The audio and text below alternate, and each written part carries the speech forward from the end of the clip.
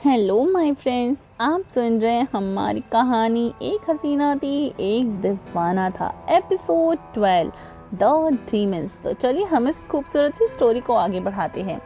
अगली ही सुबह झील महल में झील अपनी आंखें खोलती है और वो खुद को बेड पे अकेला पाती है। झील उठकर बैठती है। झील को अपने शरीर में बहुत दर्द महसूस हो रहा था, मानो किसी ने उसे बेरहमी से मारा हो। झील ब्लैंकेट हटाकर अपनी बॉडी देखती है। देखते ही झील की आंखें नम हो जाती हैं, क्योंकि झील की बॉडी पे बहुत सारे निशान थे। झील वापस बेड पे लेट जाती है और अपनी आंखें बंद कर लेती है। तभी झील को अपने ऊपर किसी की प्रेजेंस फील होती है। झील अपनी आंखें बिना खोले, वीर मुझे बहुत दर्द हो रहा है, प्लीज मेरे ऊपर से हट जाओ।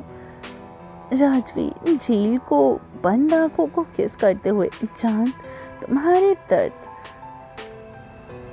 तुमसे दूर करना है मुझे। राजवीर की बात सुनकर झील अपनी आंखें खोलती है।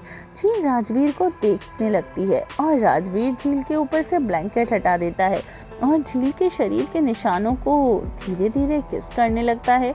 राजवीर को ऐसा करते देख झील के चेहरे पर मुस्कान आ जाती है। थोड़ी ही देर में झील के शरीर से हर दर्द चला जाता है, सारे निशान भी गायब हो चुके थे। राजवीर सर उठाकर झील को देखते हुए, अब दर्द नहीं हो रहा है ना जान। झील राजवीर के चेहरे को अपने हाथों में भरकर, पहले दर्द देते हो फिर उसी दर्द पर मरहम भी खुद बन जाते हो वीर। राजवीर झील की आंखों में देखते हुए, यही तो दीवानगी है मेरी जाने जहां।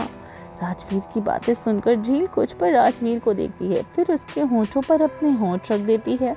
वहीं दूसरी तरफ मंदिर में पंडित जी आते हुए बहुत अलग हो रहा है। झील महल के आसपास से कुछ लोग गलती से गुजर आए और जिंदा बच गए।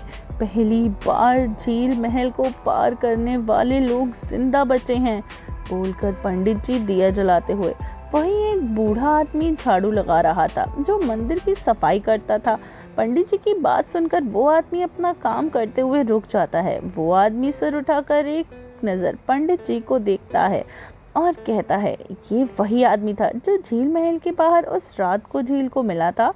वो आदमी आसमान की तरफ देखते हुए, मौत नहीं हुई क्योंकि दीवाने को उसकी दीवानगी की वजह मिल गई है, पर कब तक रहेगी वो वजह। वो दीवाना ना इंसान है ना कोई रूह, वो जो है इंसानों के लिए बहुत खतरनाक। अभी तो ये कहानी शुरू हुई है, दीवाने की दीवानगी की बस आगाज हुआ है। बोलते हुए वो आदमी फिर झाड़ू लगाने लगता है। झील बेड के पास खड़ी थी, वो कपड़े पहन रही थी। राजवीर ने ये कपड़े झील को दिए थे। राजवीर खिड़की के पास खड़ा था और झील को ही देख रहा था। तू गुजर रहा है मेरे दिल से मेरी रूह तक, तू ही सुकून मेरा और तू ही जुनूनियत। राजवीर झील के पास आ जाता है और उसे पीछे से अपनी बाहों में भर लेता है। झील राजवीर के अचानक ऐसा करने से थोड़ी हैरान हो जाती है। मेरा हाले भला क्यों नहीं तू वाकिफ, इश्क के मुताबिक ये नहीं मुनासिब। झील हैरानी से, वीर क्या कर रहे हो ये तुम? झील के कहते ही राजवीर झील को अपनी तरफ घुमा लेता है। झील राजवीर के सीने पर हाथ रख लेती है। ये जो दीवानापन है तुमसे ही तो आतन है। झील राजवीर की आंखों में देखती है और अंदर तक कांप जाती है। झील हमेशा राजवीर की खाली आंखें या तो गुस्से में देखती आई है, लेकिन इस वक्त झील को राजवीर की आंखों में अलग सी दीवानगी और पागलपन दिख रहा था, जो झील को डरा रहा था। तेरे संग लम्हा लम्हा जी रहा हूँ, कतरा कतरा सा प्यार तुमसे लाख है, धुआं धुआं या राख है, रोज जल रहा है मुझ में कुछ कहीं जरा सा। राजवीर झुककर झील के कंधे पर किस करने लगता है। झील अपनी आंखों को बंद कर लेती है। उसकी दिल की धड़कनें काफी बढ़ गई थी। जायज है तुझ पे दीवानगी मेरी, रगों से रूह तक रवानगी तेरी। झील आंखें बंद किए हुए ही, मैं तुमसे डरना नहीं चाहती वीर। झील की बातें सुनकर राजवीर सीधे होकर झील के चेहरे को देखने लगता है।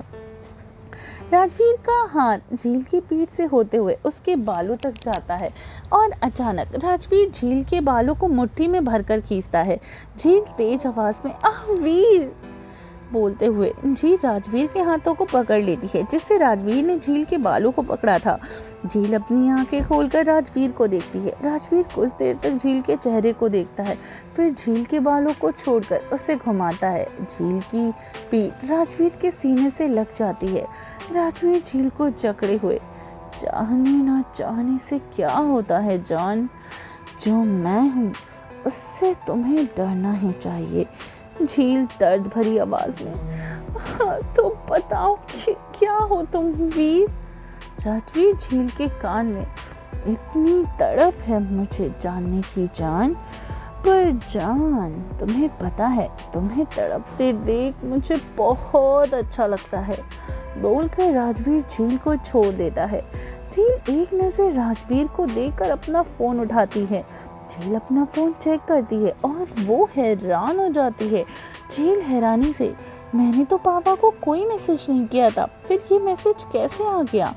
ये तुमने किया था राजवीर। बोलते हुए झील राजवीर को देखती है।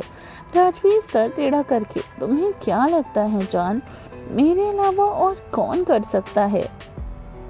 राजवीर की बात सुनकर झील सिर हिला देती है। झील के फोन से कल रात ही आदर्श जी को एक मैसेज गया था। झील अपने दोस्त के घर पर रुकी है। झील फोन बंद करके, मैं जा रही हूँ अपने घर, मुझे नहीं रुकना यहाँ, बोलकर झील जाने लगती है। तभी राजवीर झील का हाथ पकड़ लेता है। झील मुड़कर कंफ्यूजन से राजवीर को देखती है। राजवीर झील को अपनी तरफ खींचकर, इस बार अपनी मर्जी से आई थी तुम जान, पर जाओगी मेरी मर्जी से। राजवीर की बात सुनकर झील की आंखें बड़ी बड़ी हो जाती हैं। अचानक झील को बहुत ज्यादा ही डर लगने लगता है। आखिर क्या करने वाला है राजवीर। क्या सच में राजवीर झील को उसके घर नहीं जाने देगा। और आखिर राजवीर चीज क्या है। क्या कभी भी झील को पता चल पाएगा राजवीर की सच्चाई। और आखिर ऐसा कौन सा राज है जो इनके बीच छुपा हुआ है। बहुत जल्दी हम सारे राजों से पर्दा उठाएंगे, तो आप कहानी में बने रहिए और इस हमारे खूबसूरत से कहानी के खूबसूरत से सफ़र में हमारे साथ रहिए, यानी मेरे साथ। मैं हूँ जान और आप सुन रहे हैं टिनी FM। तो चलते मिलते हैं कहानी के अगले एपिसोड में।